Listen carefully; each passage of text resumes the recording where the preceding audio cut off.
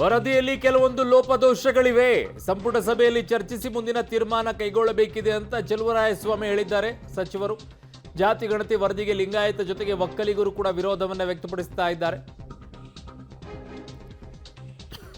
ಸಾಕಷ್ಟು ಸದ್ದು ಮಾಡಿದಂಥ ಜಾತಿ ಜನಗಣತಿಯ ವರದಿಯನ್ನು ಇವತ್ತು ಸಲ್ಲಿಕೆ ಮಾಡಲಾಗಿದೆ. ವಿಶೇಷವಾಗಿ ರಾಜ್ಯದಲ್ಲಿ ಲಿಂಗಾಯತ ಮತ್ತು ಒಕ್ಕಲಿಗ ಸಮುದಾಯದ ವಿರೋಧ ಇತ್ತು.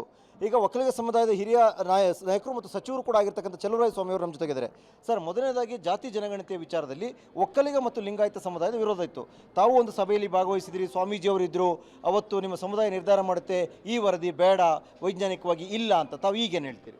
ಸರ್, ವರದಿ ಬೇಡ ತಿರಸ್ಕರಿಸಿ ಮಾಡಿ ಅಂತಲ್ಲ. ಇದರಲ್ಲಿ ಬಹುಶಃ ಯಾರೂ ವರದಿಯನ್ನು ನೋಡಿಲ್ಲ.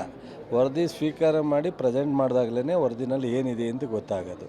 ಸೊ ವರದಿಯನ್ನು ಪರಿಶೀಲನೆ ಮಾಡಬೇಕು ಅಂತ ಮುಖ್ಯಮಂತ್ರಿಗಳು ನೋಡ್ದಲೇ ಏನು ತೀರ್ಮಾನ ಮಾಡಲಿಕ್ಕಾಗಲ್ಲ. ಎಷ್ಟು ಸರಿ ತಪ್ಪ ಏನು ವ್ಯತ್ಯಾಸ ಆಗಿದೆ ಅಂತ. ಅದರಿಂದ ಟೈಮ್ ಕೊಟ್ಟಾಗಿದೆ, ಆಯೋಗ ಮಾಡಾಗಿದೆ, ವರದಿ ಕೊಟ್ಟಿದ್ದಾರೆ.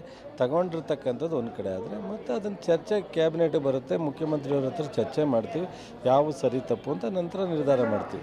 ನಾವೇ ಊಹೆ ಮಾಡ್ಕೊಂಡು ಇದು ಸರಿ ಇಲ್ಲ ಅಂತ ಹೇಳೋದು ಯಾಕೆ? ಯಾಕಂದರೆ ಒಂದಷ್ಟು ನಿರೀಕ್ಷೆಗಳಂತೂ ಇದೆ ಎರಡು ಸಮುದಾಯಗಳಲ್ಲಿ. ಅದು ಉಪಜಾತಿಗಳ ವಿಚಾರಕ್ಕೆ ಸಂಬಂಧಪಟ್ಟಂತೆ ಬೇರೆ ಬೇರೆ ಇತ್ತು. ಹಾಗಾಗಿಲ್ಲ ಅನ್ನೋದಾದರೆ ಬೇರೆಯದೇ ಕಾರಣಕ್ಕಾಗಿ ಅಥವಾ ಬೇರೆ ನಿರ್ಧಾರವನ್ನು ಕೈಗೊಳ್ಳಬೇಕು ಅನ್ನೋ ಒತ್ತಡ ಮಾಡ್ತೀರಾ? ಈಗ ಸದ್ಯಕ್ಕೆ ಆ ಥರದ್ದು ಯಾವುದೂ ನನ್ನ ಅನಿಸಿಕೆ ಗೊಂದಲ ಇಲ್ಲ. ಮೊನ್ನೆ